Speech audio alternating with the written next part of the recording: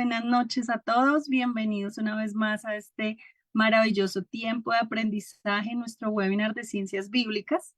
Para nosotros siempre es un placer contar con su presencia. Hoy tenemos un webinar muy especial con un invitado especial, el webinar de fin de año con el que estamos cerrando. Entonces esperamos que aprendamos mucho, que crezcamos mucho, como lo venimos haciendo durante todo el año. Quiero pedirles que iniciemos este hermoso tiempo con una oración. Padre Celestial, te damos gracias por este día que nos has regalado. Gracias porque ya pudimos, algunos ya pudimos volver a casa. Gracias por este año que ha pasado, Señor, todas las cosas buenas, todas las cosas difíciles que nos has permitido vivir, que nos han ayudado a crecer. Gracias porque en medio de todo tu amor ha permanecido, Señor. Porque pase lo que pase y venga lo que venga, tú siempre estás a nuestro lado, Señor. Te damos gracias. A ti sea la gloria, a ti sea la honra, la alabanza. Gracias por las sociedades bíblicas, por todo el equipo que está detrás de este webinar, por cada uno de los ponentes que ha estado a lo largo del año, Señor. Gracias, Señor, porque has sido tú el que nos has permitido vivir estas experiencias, nos has permitido aprender, crecer, Señor, y conocerte, amarte, Dios, y te pedimos que cada día lleguen más y más personas aquí a este espacio virtual que tú nos permites tener para seguir aprendiendo y creciendo juntos. Te damos gracias en el nombre de Jesús. Amén. Y bueno, hoy quiero contarles que nuestro webinar tiene el título Dios en carne y hueso, la solidaridad corporal de Dios como camino de fidelidad. Y nos acompaña el doctor Francisco Mena. Él es catedrático de la Universidad Nacional de Costa Rica. Su campo de investigación es la exégesis bíblica intercultural. Ha escrito sobre el Evangelio de Marcos, el escrito sapiencial de Santiago, el cuarto Evangelio, la carta a los romanos, entre otros. Se especializa en el método de la teología latinoamericana de la liberación y está comprometido con la educación popular. Entonces le damos la bienvenida al profesor Francisco, bienvenido y gracias por estar esta noche con nosotros. Que Dios te bendiga. Muchas gracias por esta invitación. De verdad, les agradezco mucho. Eh, bueno, tal vez indicar un par de cosas antes de empezar. La primera, que pues yo recibí un llamado del Señor en 1979, 78, 79, ya no preciso bien la fecha, pero fue muy significativo y lo que me trajo aquí después de todo este peregrinaje ha sido el amor de Dios y su misericordia. No tengo que confesarlo así porque decirlo de otra manera sería mentir. Nunca esperé yo desarrollarme de esta manera. Yo empecé a estudiar teología para ser pastor, pero Dios me tenía este camino y he tratado de ser consecuente con él a lo largo de estos años.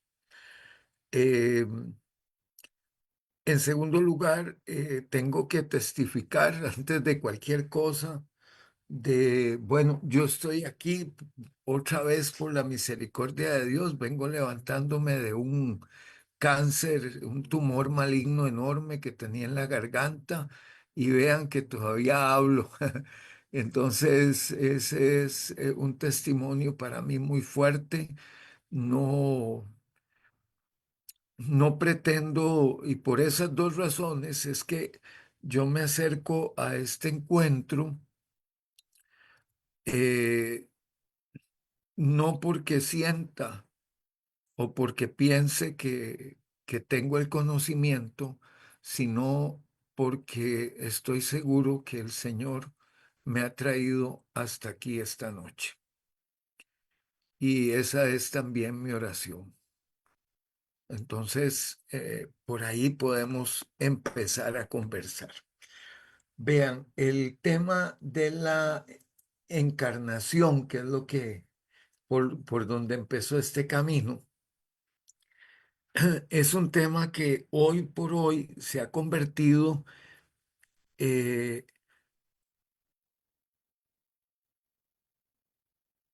en un dogma, y yo no sé si las iglesias estamos al tanto eh, de la implicación que tiene esto. Eh, Primero que la doctrina de la encarnación, pues sí se ha tratado de enriquecer con gran cantidad de textos bíblicos, pero en realidad su origen es el credo niceno. Y eso es importante saberlo, porque entonces uno se preguntaría, ¿qué es lo fundamental? El vínculo espiritual, afectivo eh, del Padre y el Hijo, o demostrar que tiene la misma naturaleza.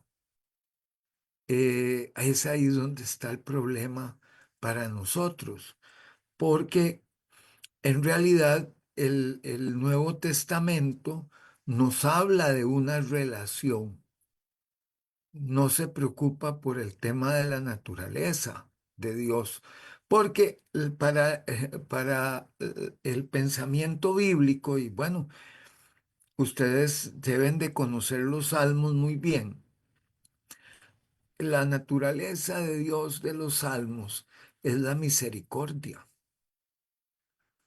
¿verdad? Dios es nuestro amparo y fortaleza, nuestro pronto auxilio en la tribulación. Eh, Porque su misericordia es para siempre. Torre fuerte es el nombre del Señor. Y si seguimos, vamos a encontrar muy clara qué es lo que la base, el fundamento bíblico nos habla sobre quién es Dios. En ese sentido, yo quisiera empezar desde ahí. Decirles, por ejemplo, que gran parte de todo este debate sobre lo que hoy conocemos como la teología de la encarnación tiene que ver con un pleito muy fuerte que hay con el arrianismo. Entonces, vean ustedes, voy a proyectar aquí los primeros credos, que es donde tenemos mejor visión de este tema. Los primeros credos, por ejemplo, no se preocupan por establecer el tema de la naturaleza de Dios. No, no les pido que lean en griego, ¿verdad? Sino simplemente que lo quiero plantear así. Vamos a ver, por ejemplo, en el credo de los apóstoles se nos dice, creo en Dios Padre Todopoderoso, Creador del cielo y de la tierra. Creo en Jesucristo, su único Hijo, nuestro Salvador, fue concebido por obra y gracia del Espíritu Santo y nació de María la Virgen. Pero en el credo niceno es donde está esta frase que dice, creemos en un solo Señor Jesucristo, Hijo único de Dios, ahí está bien, nacido del Padre antes de todos los siglos. El credo de los apóstoles no se preocupa por eso. Dios de Dios, luz de luz, Dios verdadero de Dios verdadero, engendrado, no creado, de la misma naturaleza que el Padre.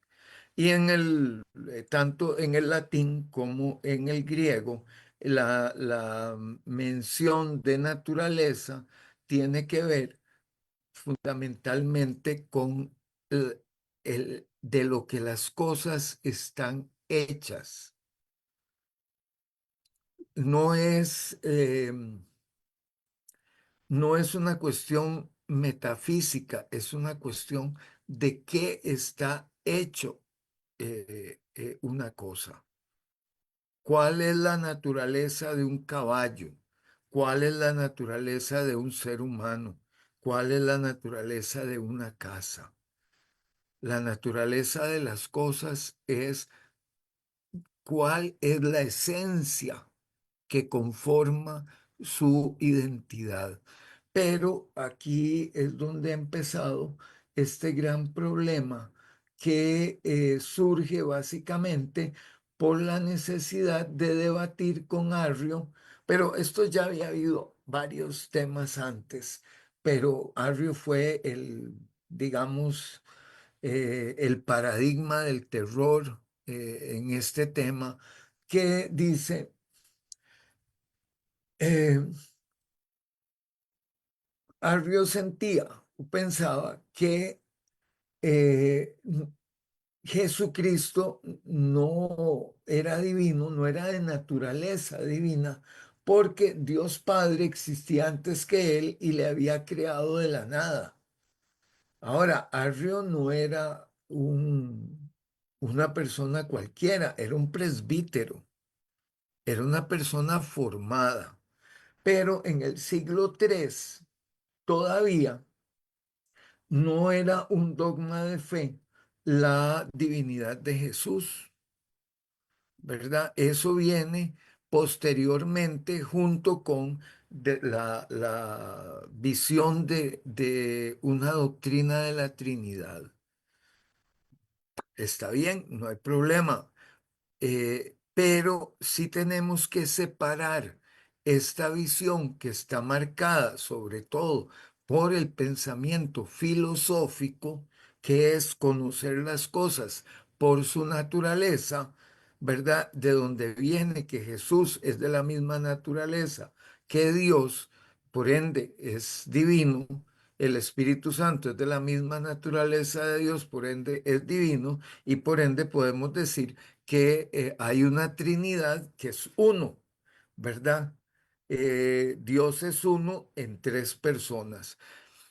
Y la encarnación sería como Dios se hizo cuerpo, ¿verdad? Eh, entonces, yo quisiera señalar para su consideración este tema. Realmente la visión de la encarnación que debemos de tener como personas creyentes, seguidoras de Jesús de Nazaret o de Jesús el Cristo, exige que nosotros identifiquemos la sustancia de lo que estaba constituido Jesús. No sé si eso es la tarea que tenemos. Pero sí sabemos, por esto que señalé de los Salmos, por el mismo libro de Éxodo, por el mismo libro de Génesis, que Dios se ha manifestado a los seres humanos como misericordia. Dios ha abierto constantemente las puertas de lo que Él es y no es el castigo. El castigo se hace contra la voluntad misma de Dios, porque no tiene salida. Y precisamente eso es lo que sabemos de Dios. Sabemos cuál es su misericordia, ¿verdad? No se nos pide que especulemos sobre Dios como un ser omnisciente o como un ser que lo sabe todo. Esas no son las categorías que encontramos necesariamente en la Biblia. Nosotros no nos acercamos a Dios porque Dios lo sepa todo. No nos acercamos a Dios porque Él está en todas partes. Nos acercamos a Dios porque hemos visto su misericordia constantemente afirmada en la experiencia de muerte y resurrección de Jesús de Nazaret. Por su sangre fuimos todos sanados. Esa es la naturaleza de Dios. Entonces, no se trata necesariamente de que la teología de la encarnación hable sobre la divinidad de Jesús, porque al final de cuentas nosotros no vamos a sentarnos a discutir de qué estaba hecho Jesús, si era un cuerpo por un lado y el espíritu por otro. Nosotros no tenemos capacidad para hablar de estas cosas. Eso es un debate de los filósofos. Las personas creyentes aceptamos a priori que la misericordia de Dios se hizo manifiesta en Jesucristo. Y si hay alguna divinidad que discutir, es el amor de Dios, del cual Jesús es el primer y fundamental testigo, que muere por nuestros pecados para liberarnos de ellos. Entonces, ese es un primer problema que tenemos cuando hablamos de la encarnación. También eso es un debate muy grande que hubo en estos tiempos después del siglo segundo y ya el tercero, que se zanja con los credos de Nicea y Calcedonia, es realmente si hay tres dioses, hay un Dios, si es el mismo Dios, y eso sí se llama modalismo, de un señor Noeto, que decía que en realidad el Padre, el Hijo y el Espíritu Santo son tres maneras de ser de Dios, no tres personas distintas. Por eso Nicea y Calcedonia trataron de resolver esto a través del concepto que decimos naturaleza. Es un concepto que prácticamente no aparece en la Biblia. Y eso es importante tenerlo en mente, porque si entendemos a lo largo de toda la Biblia que ha habido una constante identidad de Dios, que es su misericordia y el cuidado que ha tenido por los seres humanos desde el inicio hasta el momento. Entonces, hay en este sentido mucho debate sobre eso, pero por ejemplo, hay un famoso diccionario que es el Diccionario Teológico del Nuevo Testamento, que es muy conocido, editorial Sígueme. Cuando uno busca la palabra physis, naturaleza, ¿verdad? Se nos indica que prácticamente no aparece en toda la Biblia. Dice, physis no tiene en el Antiguo Testamento ningún equivalente hebreo, ya que en él falta una concepción de la naturaleza semejante a la griega. ¿Qué es la diferencia? La diferencia es que en el pensamiento filosófico las cosas son algo específico y pueden ser descritas como tal. Pero en la visión del Antiguo Testamento, las cosas no necesitan ser descritas de esa forma porque el principio de la sabiduría no es la descripción de las cosas, sino el temor a Jehová. Y hay aquí un abismo muy grande de concepción de las cosas. Entonces, figúrense en que donde aparece la palabra naturaleza en el Antiguo Testamento es en los libros deuterocanónicos, tres veces en el libro de sabiduría y otras tantas en los libros de tercera y cuarto Macabeos. Pero, bueno, tercero y cuarto Macabeos no está en la Biblia, tampoco no es deuterocanónico. Filón sí usaba ese concepto, pero vean la diferencia. Filón de Alejandría, una persona que hoy catalogamos como judía, fue uno de los que dieron e hicieron el tránsito entre la filosofía platónica y eh, la teología hebrea, por decirlo así. Este, de ahí surgen, bueno, y es que en Alejandría hubo este enorme choque entre lo cristiano, lo judío y y la filosofía. De ahí salió Plotino, Orígenes y Filón. Es decir, estamos hablando de personas excepcionalmente competentes en esto. Pero cuando la filosofía trata de pensar a Dios, necesita pensarlo en las categorías filosóficas. Son su herramienta. Los cristianos y cristianas no ocupamos esas categorías. Para eso tenemos las categorías bíblicas. Y hay una enorme diferencia.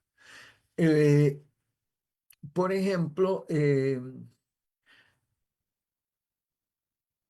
dice este mismo autor de ese diccionario, physis es, por tanto, un concepto típicamente griego, en especial un concepto estoico, que el judaísmo helenístico tomó y transmitió de esta forma al pensamiento del cristianismo primitivo.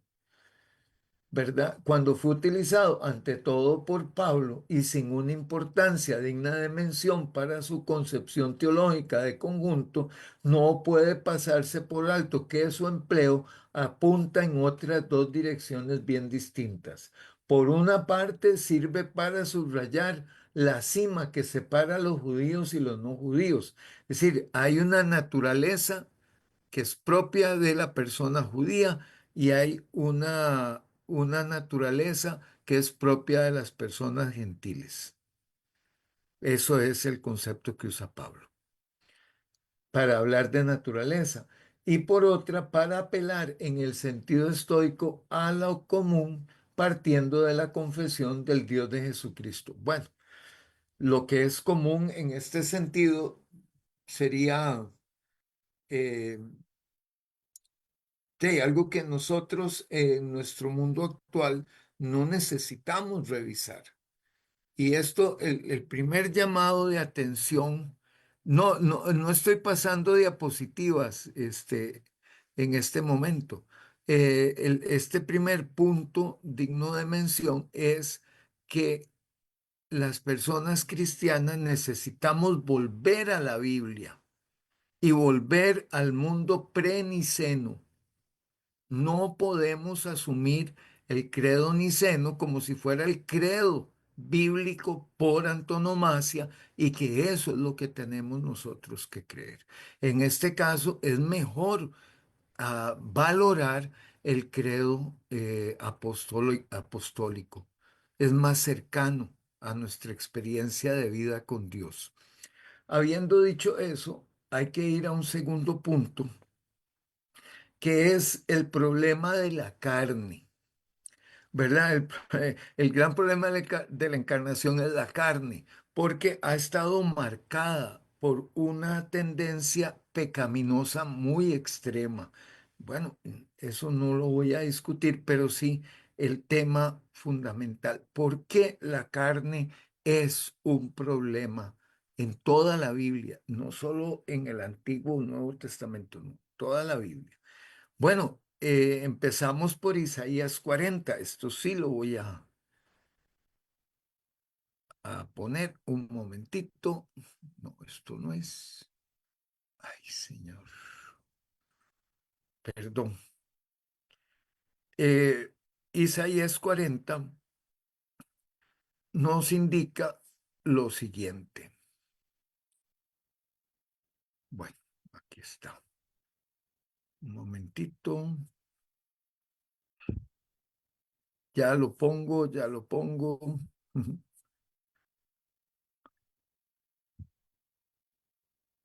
A ver, aquí está. Ahora sí, aquí. Compartir. Esto es. Voy a usar esta versión que es una versión derivada de la Reina Valera. Voz que decía, da voces, y yo respondí, ¿qué tengo que decir a voces? Que toda carne hierba y toda su gloria como flor del campo. La hierba se seca y la flor se marchita, porque el viento de Jehová sopló sobre ella. Ciertamente como hierba es el pueblo sécase la hierba, marchítase la flor, mas la palabra del Dios nuestro permanecerá para siempre. Algo semejante está en Santiago 1:9. El hermano que es de humilde condición, gloríese en su exaltación, pero el que es rico en su humillación, porque él pasará como la flor de la hierba. Porque cuando sale el sol con calor abrasador, la hierba se seca, su flor se cae y perece su hermosa apariencia. Así también se marchitará el rico en todas sus empresas. Este texto de Lucas es importante por lo que ya voy a explicar.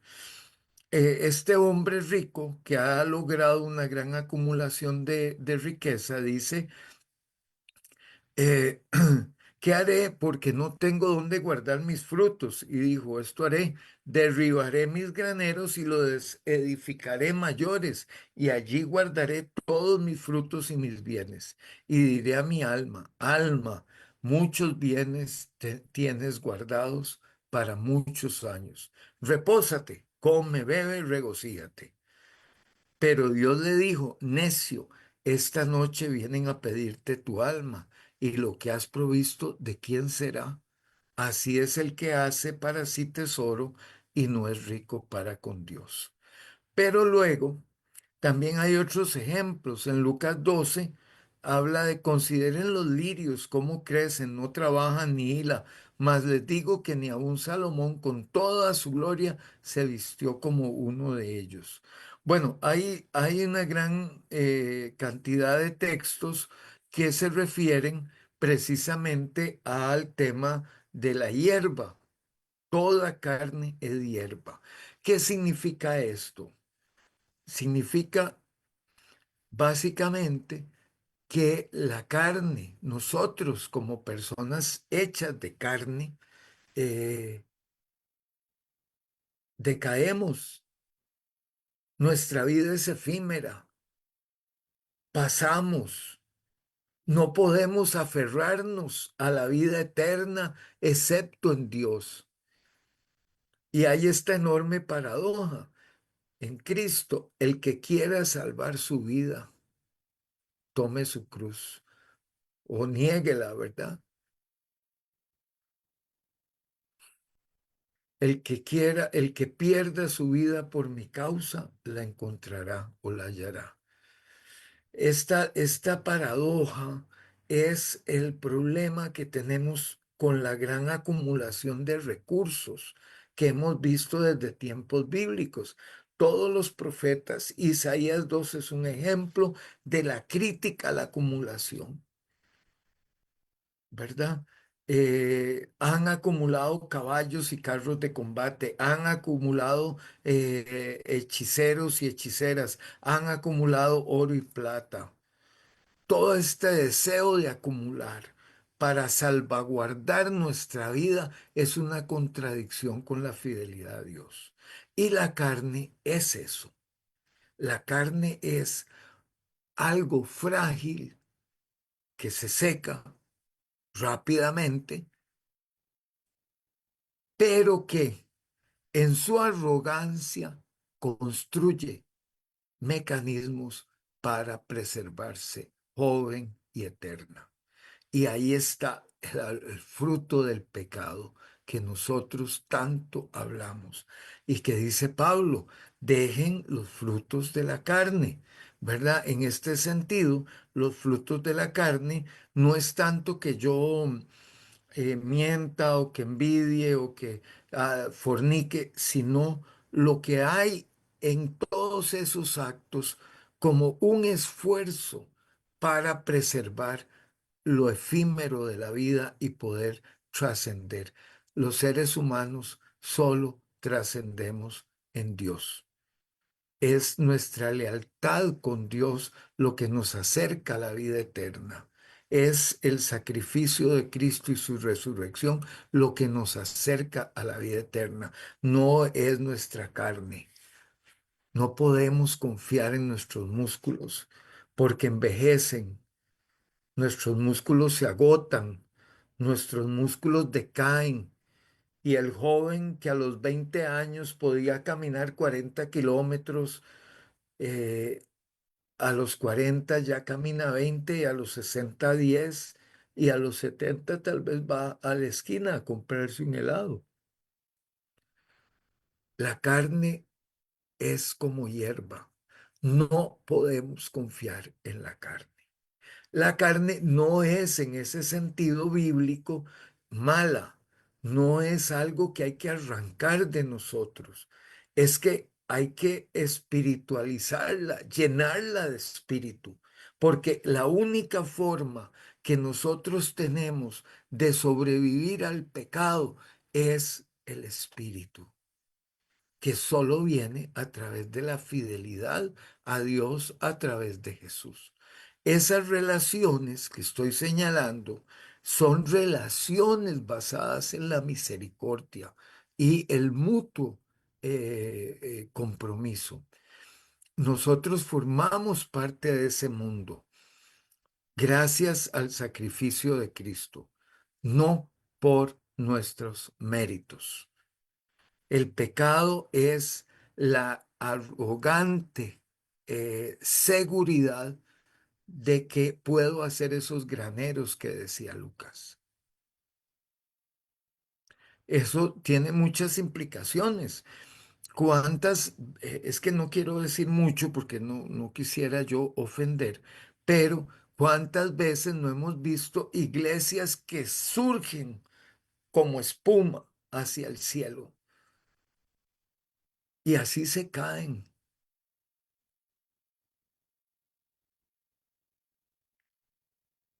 La única forma de redención que tenemos nosotros es a través de Dios y nuestra carne en Dios es, como decía Pablo, un cuerpo espiritual.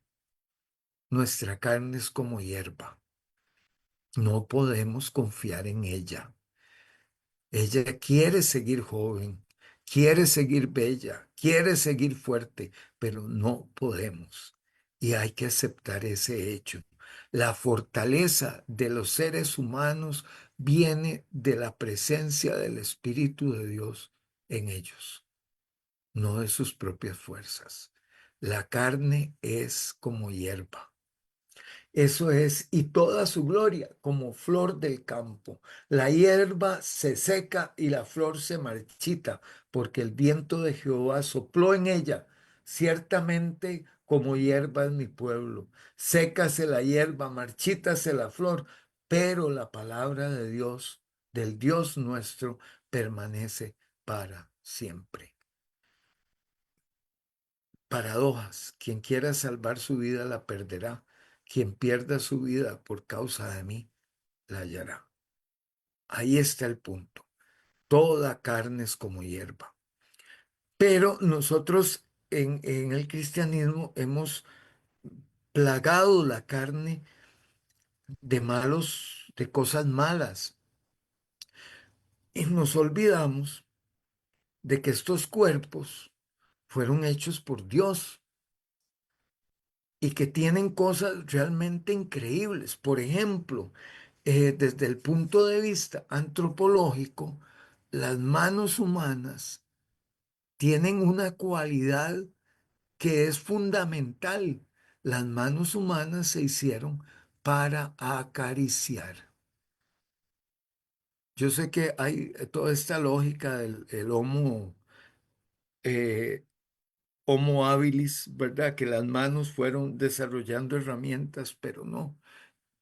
Los chimpancés también desarrollan herramientas.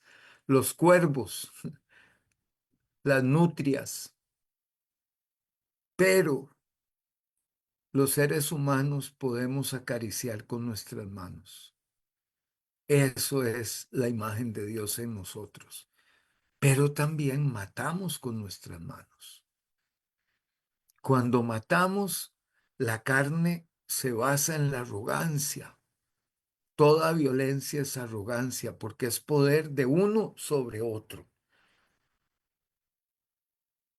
Pero cuando acariciamos, cuando abrazamos, cuando consolamos, nuestras manos son instrumentos de Dios.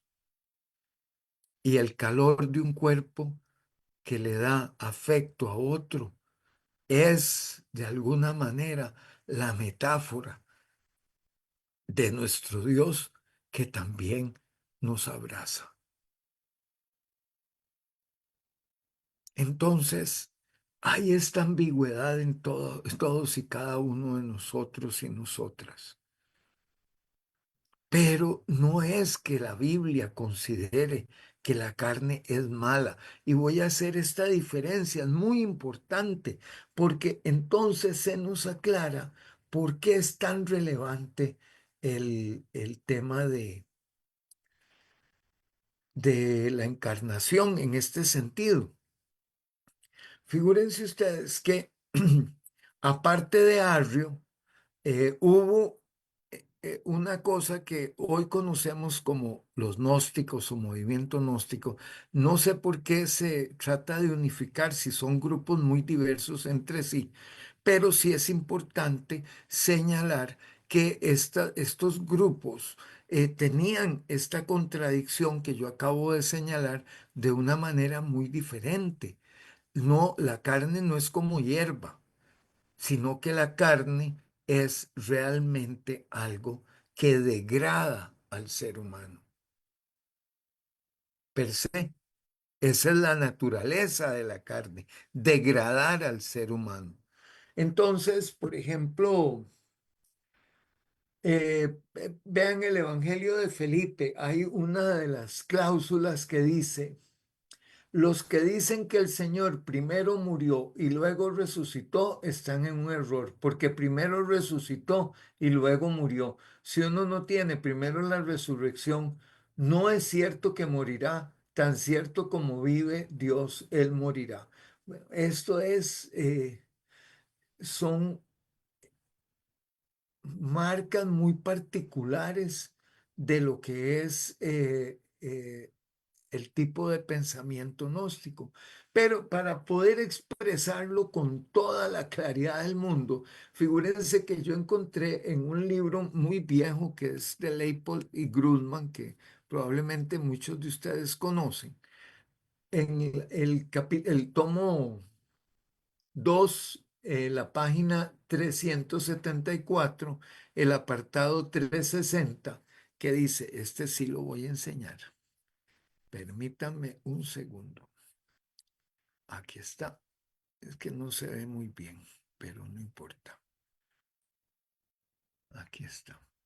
Vean ustedes lo que dice. El Cristo resucitado y exaltado se aparece a Santiago y dice sobre sí mismo: yo soy aquel que estaba en mí. Jamás he padecido cosa alguna, ni he sido atormentado, ni me he hecho nada malo en absoluto el pueblo. Este padecimiento estaba, por el contrario, reservado a una criatura de los arcontes. Ya voy a decir qué es eso. Es decir, a mi cuerpo. Y este sí que mereció ser destruido por ellos. Esa es la lógica gnóstica. El cuerpo es un atraso, una desgracia, algo que hay que arrancar y destruir, mientras que el espíritu es lo que debe preservarse. Esa es gran parte del problema que tenemos con la interacción con estos distintos grupos, que como digo, no es uno, no es que hubo un grupo gnóstico, no, es que había muchas tendencias. Y en este sentido, este, yo quisiera señalar que el Evangelio de Juan, por ejemplo, que se ha hecho muy, bueno, fue en un inicio muy propenso a ser interpretado como un evangelio gnóstico, para nada lo es. Eh, es el único lugar en toda la Biblia donde dice que el Logos se hizo carne, no cuerpo, sarx, no soma, basar en hebreo, no otra cosa, ¿verdad? Se hizo músculo y frágil como una flor del campo. Y gracias a eso asume el destino de todos los seres humanos.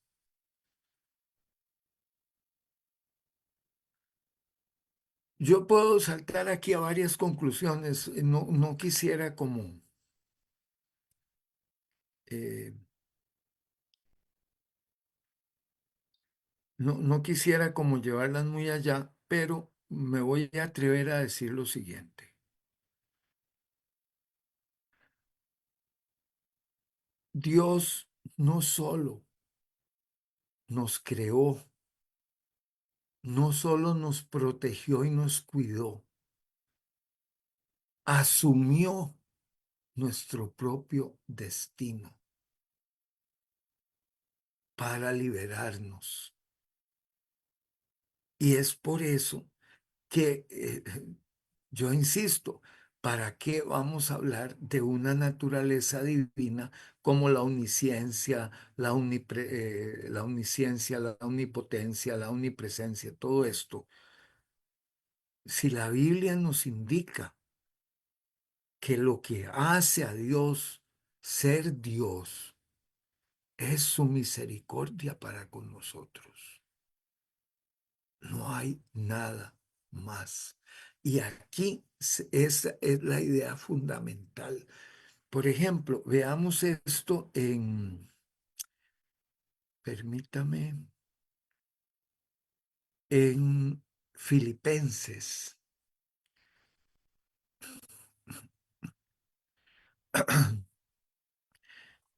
2:6. Él siendo en forma de Dios, no estimó el ser igual a Dios como una cosa a la que aferrarse, sino que se despojó a sí mismo, tomó la forma de siervo y se hizo semejante a los seres humanos. Más aún, hallándose en condición humana, se humilló a sí mismo, haciéndose obediente hasta la muerte y muerte de cruz.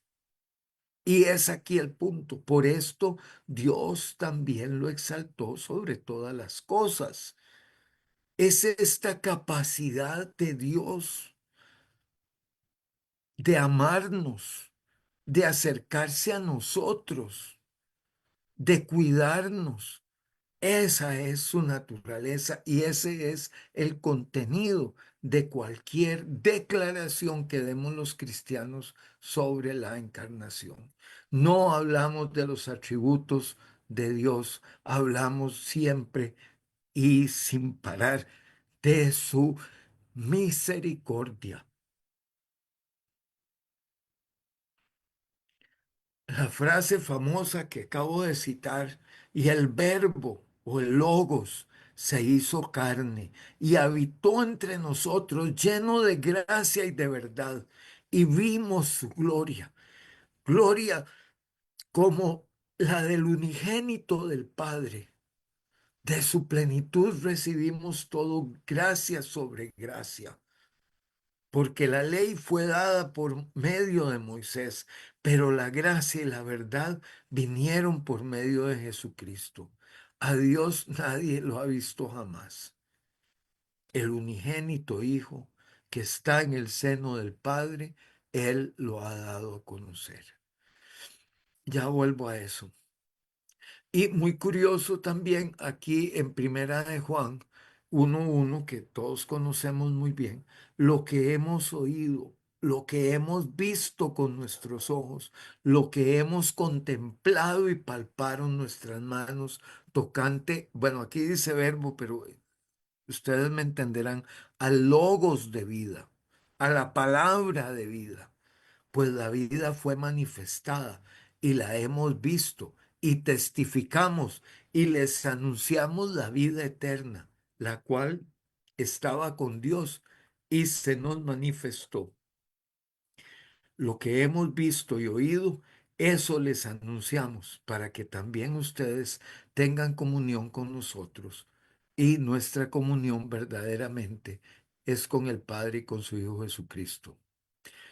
Vamos a saltarnos este momentito, porque aquí es donde yo encuentro el profundo sentido de la encarnación que como cristianos y creyentes podemos defender a capa y espada.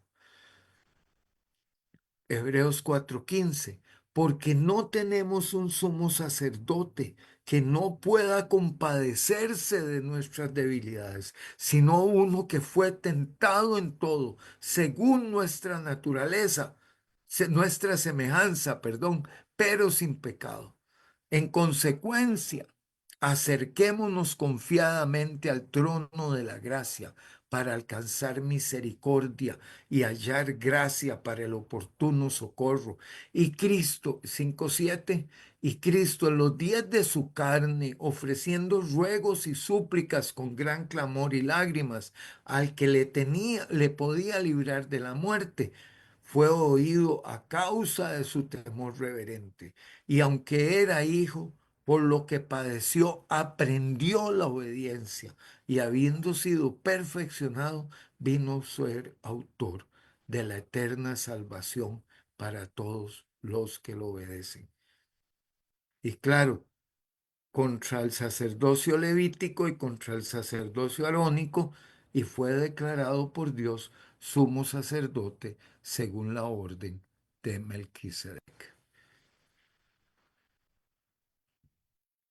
Para las personas cristianas, afirmar la encarnación no es afirmar que la sustancia de Jesús de Nazaret es igual a la sustancia del Padre. Es afirmar la absoluta misericordia y bondad de Dios que ha sido manifiesta en toda la Escritura para el bien nuestro, para nuestro cuidado, para nuestra atención, para librarnos de esta fragilidad de nuestros músculos, de la soberbia que la carne nos genera para pensar que podemos vivir y hacer graneros cada día más grandes para llenar lo mucho que acumulamos. Todo lo contrario, nuestra vida está escondida en Dios. E igual que el reino, que es como la semilla más pequeña, y que cuando se mete en la tierra florece, nosotros como personas creyentes somos también parte de esa semilla, frutos de Dios para su alabanza, frutos de Dios para su agrado, frutos de Dios para la transformación del mundo. Esa es la encarnación. Yo sinceramente considero que hablar, digamos, lo que se deriva del credo niceno, pero después del calcedonio y de lo que siguió después, pierde de vista el corazón mismo de la fe cristiana. Dios se hizo uno de nosotros y a partir de su propio sufrimiento nos abrió la puerta para ser personas habitadas y entregadas al Espíritu Santo, siguiendo el camino de nuestro Maestro Jesús. Bueno, ya me pasé un poquito de la cuenta, quedo a la orden para conversar. Esa es pues eso es lo que eh, realmente he pensado desde que hablé con Javier. Yo estoy buscando, si les comento con toda sinceridad, estoy buscando que la teología cristiana deje de estar pidiéndole prestadas cosas a la filosofía. Debemos de entender la Biblia y basarnos en ella, porque es testimonio de nuestros ancestros y ancestras en la fe. Ahí está la semilla de nuestra propia liberación. Eso sería. Muchas gracias. Muchas gracias, doctor. Excelente. Creo que hoy aprendimos muchísimo. También creo que vamos también creo que vamos a ver esta Navidad de una forma diferente, a pensar un poco en el nacimiento de una forma diferente. Entonces, gracias por enseñarnos y quiero recordarles que las personas que quieran participar en el sorteo de los recursos bíblicos pueden escribir en el chat su nombre y país. Y también los que tengan preguntas pueden escribir al usuario que está renombrado como preguntas. Vamos a leer antes de pasar a las preguntas, quiero leerles nuestro versículo del día de hoy en Reina Valera Contemporánea, que está en Josué 24:15. Y dice así en la Reina Valera 60. Y si mal os parece servir a Jehová, escogeos hoy a quien sirváis. Si a los dioses a quienes sirvieron vuestros padres cuando estuvieron al otro lado del río, o a los dioses de los amorreos en cuya tierra habitáis. Pero yo en mi casa serviremos a Jehová. Amén. Y este versículo en la Reina Valera contemporánea suena así. Pero si no les parece bien servirle, escojan hoy a quién quieren servir. Si a los dioses que sus padres adoraron cuando aún estaban al otro lado del río, o a los dioses que sirven los amorreos en esta tierra donde ahora ustedes viven. Por mi parte, mi casa y yo serviremos al Señor. Amén. Bueno, y también quiero contarles, les estoy dando tiempo para que escriban las preguntas ahí en el chat, por favor. Quiero contarles también acerca de nuestros diplomados que iniciamos en febrero. Tenemos 2 diplomados. La idea es que puedan inscribirse, seguir aprendiendo acerca de todas estas temáticas importantes. Tenemos el diplomado en Antiguo Testamento, inicia el 1 de febrero. Este tiene un énfasis en ciencias bíblicas. Y tenemos también nuestro diplomado en educación cristiana. Aquí estaremos aprendiendo herramientas pedagógicas para educar desde los valores cristianos. Entonces, muy invitados, estén muy pendientes. En enero también vamos a estar sacando nuestros cursos gratuitos para que podamos iniciar el año 2025 aprendiendo. Y bueno, ahora sí vamos con las preguntas con mi compañero Eduardo. Angie, muchas gracias y buenas noches con todos. Profesor Francisco, muchísimas gracias por esta ponencia. Y creo que palabras sabias, creo, de Angie. No va a ser una Navidad igual con lo que hemos escuchado en esta noche, ¿verdad? Que el desafío es grande. A ver, usted, profesor, comenzando la exposición, habló del tema del credo niceno y la pregunta va, ahorita la planteo. El credo niceo plantea el tema de la misma sustancia. Ya estamos hablando siglo IV, ¿no? Y más bien plantea retroceder un poquito más cercano, vamos a llamarlo seguro al tiempo de Jesús, y que más bien deberíamos partir del credo de los apóstoles, ¿no? Un credo en el cual no toma eso de ahí, ¿no? Como que usted nos explica que nos preocupamos mucho por el tema de la sustancia y no nos acercamos al texto bíblico cuando mencionó el tema de los salmos, del tema de la misericordia. Entonces acá la pregunta que me hacen es, si yo dejo de lado ese credo, ¿que tengo que negar el tema de la Trinidad? ¿O más bien cómo reforzar eso a través de esa misericordia, que según esos 3 elementos se entrelazan, el Padre, Hijo y Espíritu Santo?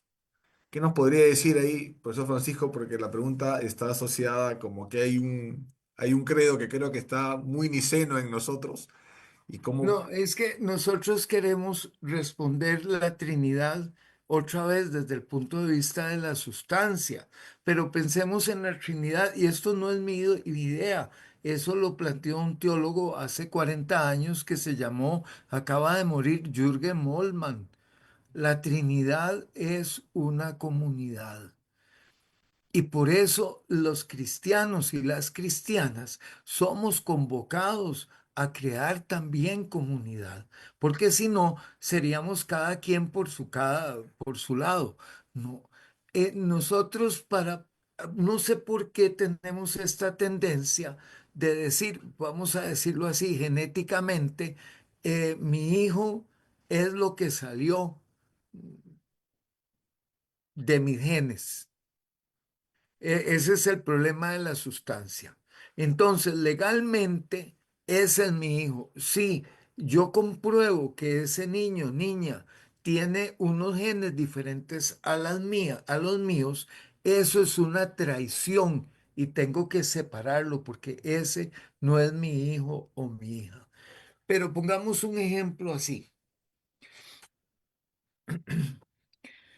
¿Qué pasa si yo crié a este niño o niña desde que nació y cuando tiene 15, 16 años me doy cuenta que no tiene mis genes? Lo desecho o se ha creado ya un vínculo profundo con esa persona. ¿Será que yo puedo amarlo por mis genes o amarlo por la relación? Es que ese es el problema. ¿A dónde vamos a poner el acento? A Dios lo amamos porque es uno y trino. Lo amamos porque es omnisciente. Lo amamos porque es omnipotente. O lo amamos por la forma en que nos ha dado su misericordia. Esa es la lógica. Hablemos de la Trinidad, pero en este sentido, no tratemos de usar la genética para explicar por qué son tres y uno, ¿verdad? Y hoy sería fácil porque tenemos trillizos idénticos que tienen una misma estructura genética, pero ¿de qué nos serviría eso? Decir, bueno, es que porque cada vez que nos planteamos un problema, usualmente generamos otros problemas y después tratamos de explicar los otros problemas y creamos más problemas. Entonces, vean, por ejemplo, el tema este que se derivaría de la naturaleza de Dios. Dios es omnipotente. Entonces, Jesús de Nazaret, con un cuerpo humano, podría ser omnipotente como Dios o cedió su divinidad para ser humano. Es decir, cada vez que nos preguntamos algo, enredamos más. Aquí en Costa Rica decimos, embarrialamos la cancha, la hacemos un barrial. ¿Cómo resolvemos eso? Quitando lo que distorsiona. Y aquí, ¿qué es lo que distorsiona? El concepto de naturaleza. ¿Por qué? Porque en ninguna parte se encuentra este concepto para referirse a Dios. Yo lo usé ahora, ¿verdad? Permítame, aquí estoy con los salmos. Vamos a ver el salmo, ¿verdad? Vean el Salmo 30. Te glorificaré, Jehová, porque me has exaltado y no has permitido que mis enemigos se alegren de mí. Jehová, Dios mío, a ti clamé y me sanaste. Jehová, hiciste subir mi alma del Seol. Me diste vida para que no descendiera a la sepultura. Yo aquí no encuentro que el salmista trate de elucidar de qué está compuesto Dios.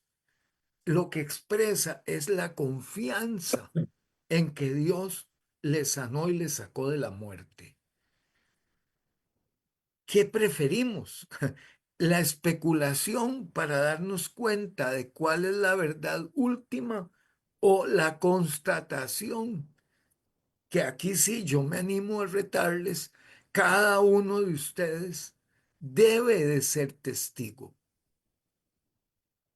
O sea, si ustedes no pueden dar testimonio de la misericordia de Dios, ¿para qué estamos aquí?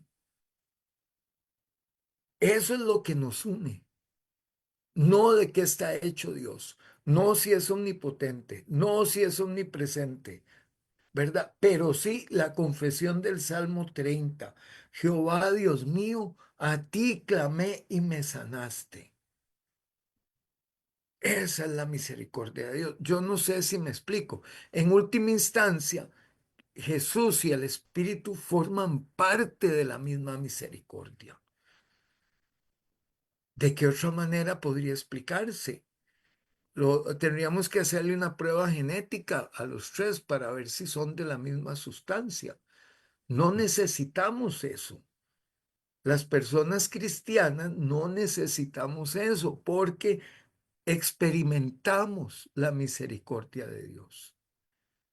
Ese es el fundamento. Por eso nos reunimos a enseñar la Biblia, a estudiar la Biblia, a traducir la Biblia.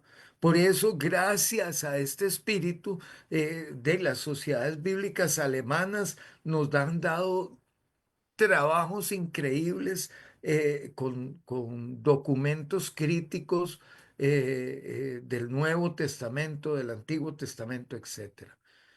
Pero eso no viene de que Dios sea omnisciente, viene de que la sociedad bíblica alemana, cuando sea que se haya formado, se formó porque alguien sintió y experimentó la misericordia de Dios.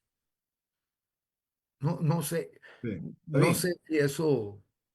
Sí, profesor Francisco, está bien. Asociado a ese misericordia y dejar de lado el tema de la sustancia, ¿no? De la esencia.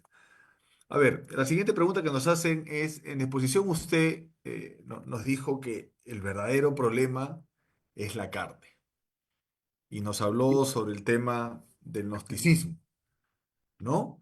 Y vino asociado a comenzar a pensar un poquito seguro de estas cosas, ¿no? Y usted nos comentaba que a la filosofía dejémosle esas cosas y más bien nosotros acerquémonos a lo que es la Biblia. La Biblia habla de comunidad y la Biblia habla de esa relación que justo lo acaba de decir ahorita, ¿no? ¿Qué es la Trinidad? Es una comunidad, ¿no? Más que a veces el tema de la esencia. Entonces la pregunta es, ¿cómo hago relevante este dicho de Jesús cuando dice, amarás a tu prójimo como a ti mismo? ¿Cómo nos puede dar usted un ejemplo, profesor Francisco, de hacer evidente esa misericordia para con el otro? Porque creo que a eso nos va llevando. Tengo que orar Sí, más, tengo que ir más a la iglesia, tengo que compartir más con el hermano, tengo que meterme la mano al bolsillo, darle de comer. ajá. Experiencia, profesor, ¿cómo Sí, podríamos sí, sí, le esa entiendo misericordia hacerla perfectamente. concreta entre Sí, nosotros? vea, la primera cosa que yo diría es, este, bueno, amar al prójimo es el segundo mandamiento. La primera pregunta que yo haría es, ¿estamos conscientes de en qué consiste la misericordia de Dios? Porque vea por qué lo pregunto. Hay un dicho que se ha unido, son dos versos que están sueltos y se unen, ¿verdad? Dios es amor y fuego consumidor, ¿verdad? Con esa lógica, prácticamente se sostiene toda una dinámica de violencia. Entonces vamos a empezar por ahí. Si Dios es amor y es misericordia, eh, mi carne no puede o no debe ser violenta. Y ahí empezamos con el amor al prójimo. El primer problema que tenemos no es si le damos de comer al hambriento. Eso es un acto de caridad y puede ser tan superficial como cualquier otro acto. Pero si yo, sabiendo lo que Dios ha hecho en mi vida, me preocupo por erradicar todas las formas de violencia que llevo en mi corazón, ahí sí podemos hablar de una transformación social significativa. ¿Por qué? Porque cada vez que mi carne se siente débil y que necesita prevalecer compra un arma, paga un guardia, hace un ejército, compra más aviones, compra más tanques, valida el asesinato, legitima el agredir a la niñez. Es decir, ¿cuántas veces nosotros como creyentes no nos amparamos ante Eclesiastés o ante el mismo Hebreos que dice Dios al que ama a los hijos que ama, Dios los da? Y pa, a los chiquillos, perdón, chiquillo es Amén, como en amén. Costa Rica le decimos a los niños y niñas, ¿verdad? No sé si hay otros significados, pero mejor lo advierto, ¿verdad? La niñez, las dimensiones de la agresión sistémica contra la niñez alcanzan a las iglesias. Y yo tengo que decir, esto es una lucha que he tenido incluso con un pastor amigo mío, que es mi pastor, eh, porque él dice, es que el aborto no. Le digo, no, está muy bien, el aborto no, pero ¿qué hacen las iglesias después de que el niño ha nacido, porque no ha sido abortado, ¿verdad? ¿Cómo las iglesias protegen a ese niño o a esa niña? ¿Cómo protegen a esa madre? ¿O cómo la exhortan? Porque no siempre es proteger, también es exhortar, ¿verdad? Aquí en Costa Rica, hace unos 10 años, pasó la ley de relaciones impropias. Esa ley establecía que una persona mayor de 18 años, unos 5 años de diferencia, si tiene relaciones sexuales con una persona menor de 18 años, ¿verdad? Con esa margen de 5 años por ahí, pues es un delito. Así, milagrosamente, pasa esa ley y el embarazo adolescente cae de 20% a 3 o 4%. O sea, que el embarazo adolescente en Costa Rica era gracias a las relaciones impropias. Cómo las iglesias asumen la protección de sus adolescentes en estos campos. Cómo cuando un adolescente de la iglesia queda embarazada, cómo la iglesia la trae, la exhorta, protege a su hijo o hija, ¿verdad? Y claro, yo puedo dar un sándwich de jamón serrano a alguien que tiene hambre, pero eso no significa que yo haya renunciado a ser una persona violenta. Entonces, dejemos de ser violentos y violentas, dejemos toda esa toxicidad que ahora está de moda, ¿verdad? Es decir, de controlar, de revisar esto, de revisar el otro, de vivir en mentiras y empecemos a construir comunidades de fe sanas que se preocupen por la formación y desarrollo de las personas de la comunidad de fe. Eso, si ustedes quieren, esa es la raíz básica de la política. La política no es lo que vemos ahora, eso es mercadotecnia, marketing. No, la política es la construcción de la sociedad, de la comunidad, de las ciudades donde viene, ¿verdad? Política viene de polis. ¿Cómo construimos la ciudad? Bueno, pues en el cristianismo desde un inicio, los seguidores de Jesús vivieron relaciones en donde esta simetría de poder fue total y completamente terminada por Jesús. El capítulo 10 de Marcos, por ejemplo, dejen a los niños venir a mí y no se lo impidan. Cortar el control de los adultos sobre los niños. Los niños en la antigüedad no tenían prácticamente valor. Hoy los valoramos, pero los chiquillos se morían demasiado rápido. Entonces no se podía uno apegar mucho a los hijos. decir, entonces Jesús rompe eso. Después viene Santiago y Juan y le dice, mira, Señor, es que queremos pedirte algo, de que cuando tú regreses en tu gloria, mi hermano y yo nos sentemos uno a la derecha y otro a la izquierda. ¿Qué les dice Jesús? No, eso no me toca a mí. Ustedes tienen que ser como yo. Y yo vine a servir. Así que el que quiera ser el primero, hágase el último.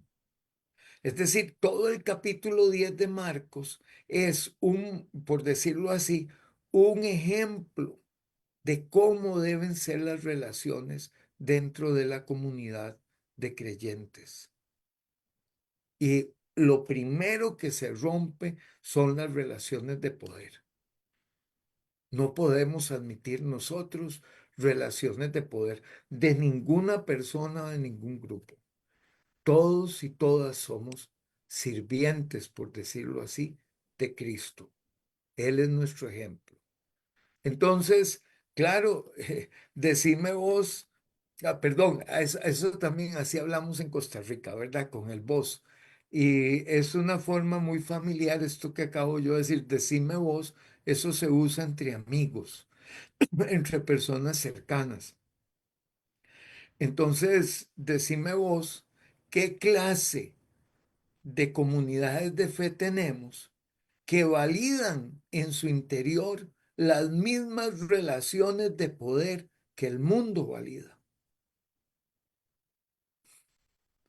Entonces, ¿cómo amo yo a mi prójimo? Acercándome a Jesús de Nazaret. No, no es dándole un sándwich de jamón serrano a alguien, es cambiando las relaciones y sobre todo erradicando la violencia. La violencia es la raíz misma del pecado.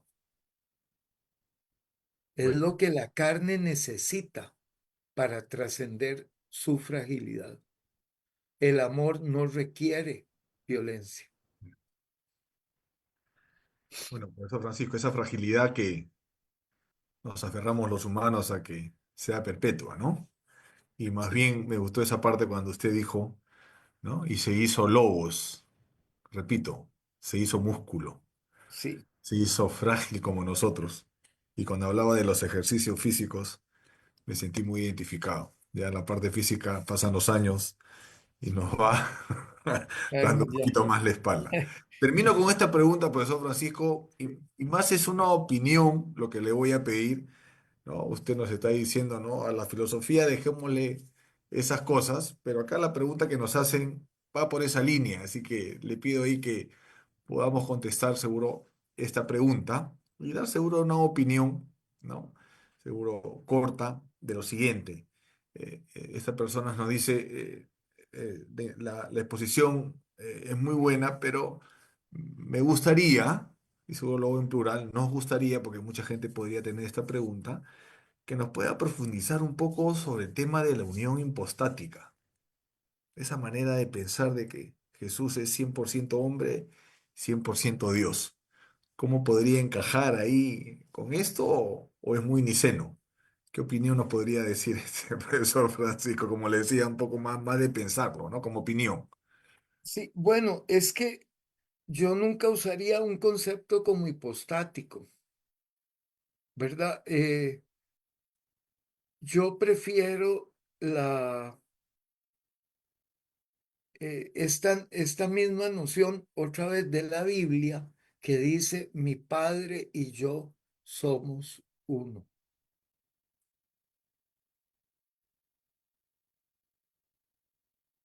Ahora, si usted me pregunta cómo el Padre y el Hijo son uno, yo tendría que leer Juan 17, por ejemplo, ¿verdad? Porque ahí viene esta idea.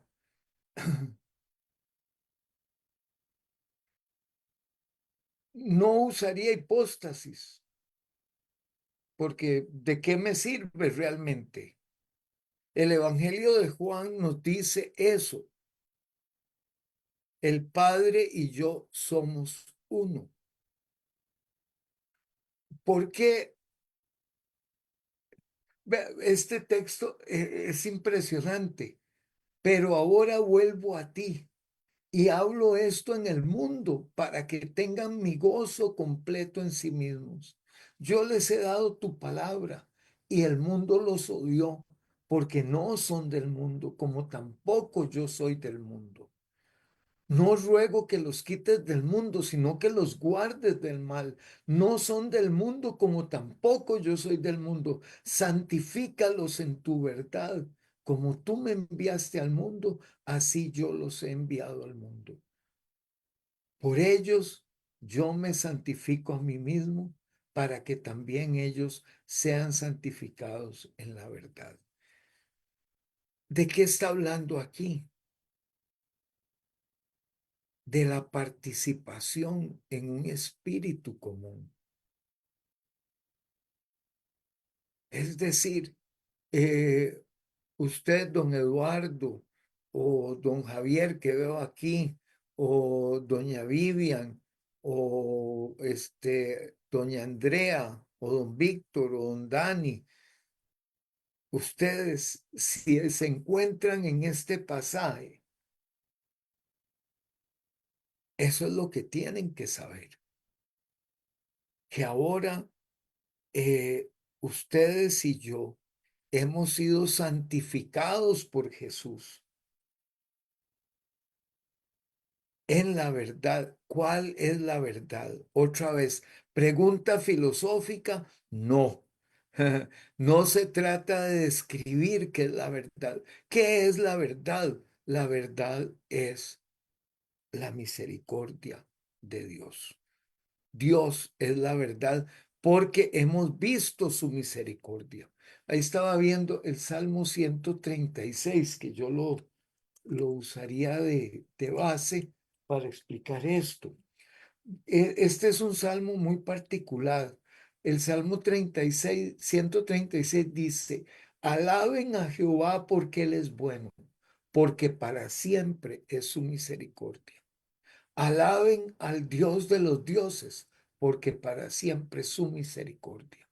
Y sigue, Él extendió la tierra sobre las aguas, porque para siempre es su misericordia. No es adorar el concepto de misericordia.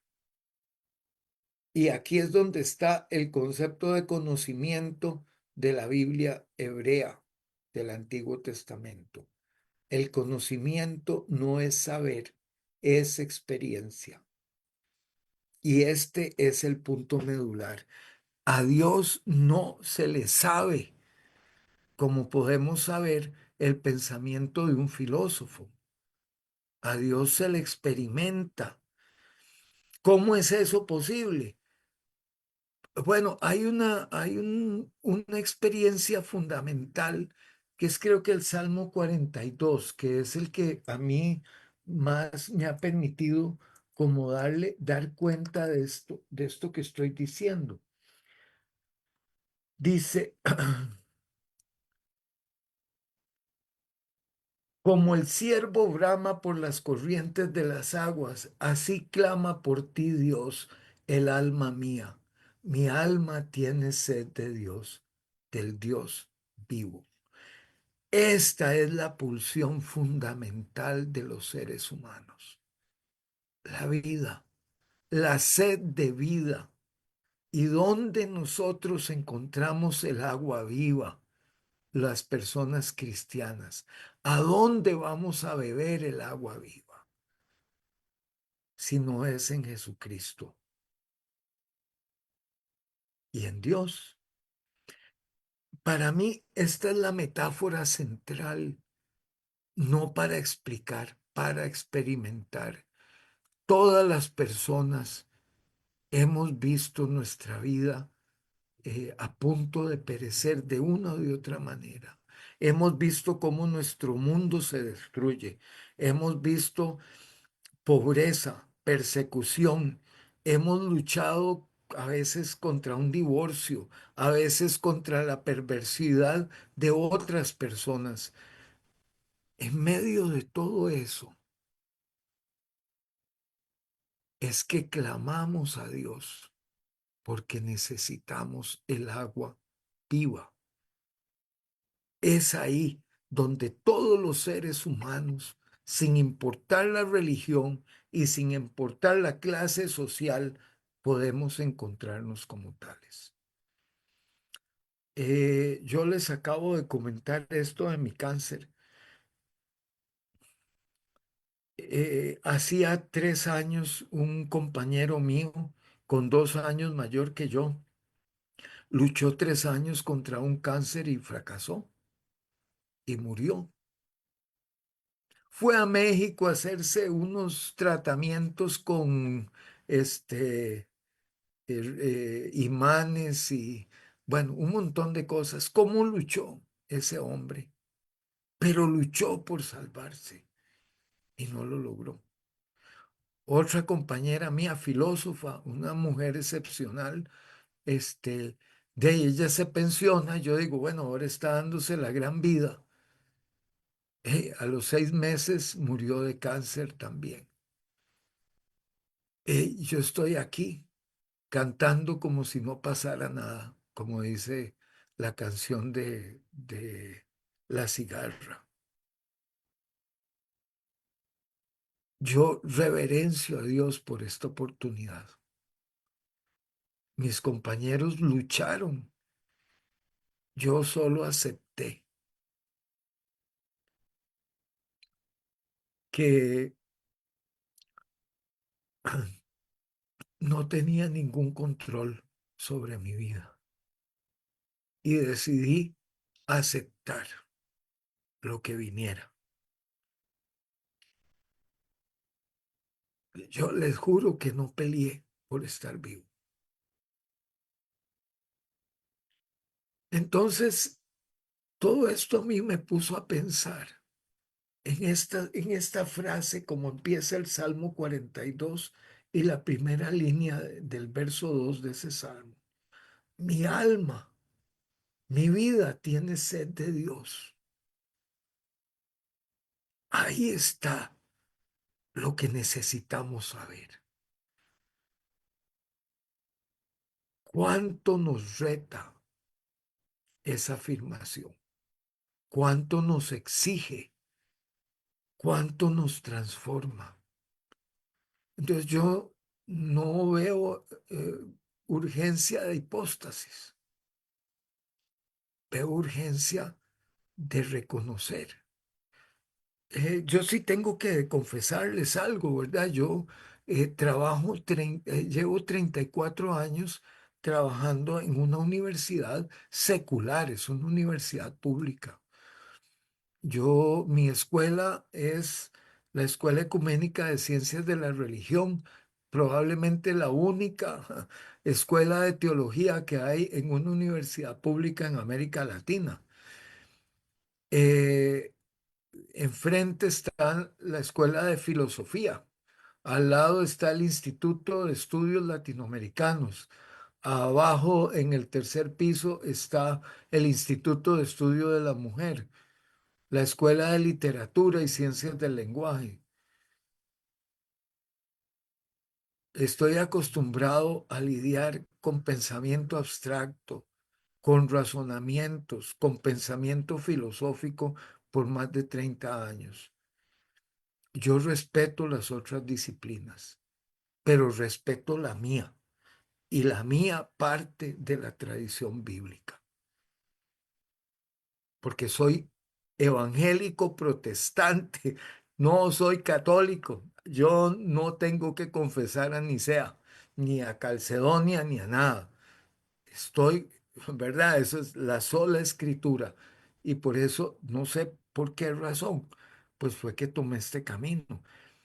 Pero yo estoy harto de que la filosofía trate de explicarnos cómo tenemos que entender a Dios. En la Biblia se nos dice cómo entenderlo. No es un pleito con los filósofos, sí, enhorabuena. eh, y somos colegas en la universidad. Pero yo soy cristiano. No, no me pagaron nunca por estudiar a Platón y reverenciarlo. ¿verdad? Entonces, eso es lo que les digo, no tengan miedo, pero profundicen en el estudio de la Biblia. Profundicen, ustedes tienen esa capacidad porque están en sociedades bíblicas, ¿verdad? Profundicen, porque ahí así lo cito con el corazón más evangélico que pueda haber, porque ahí están escondidas las palabras de vida.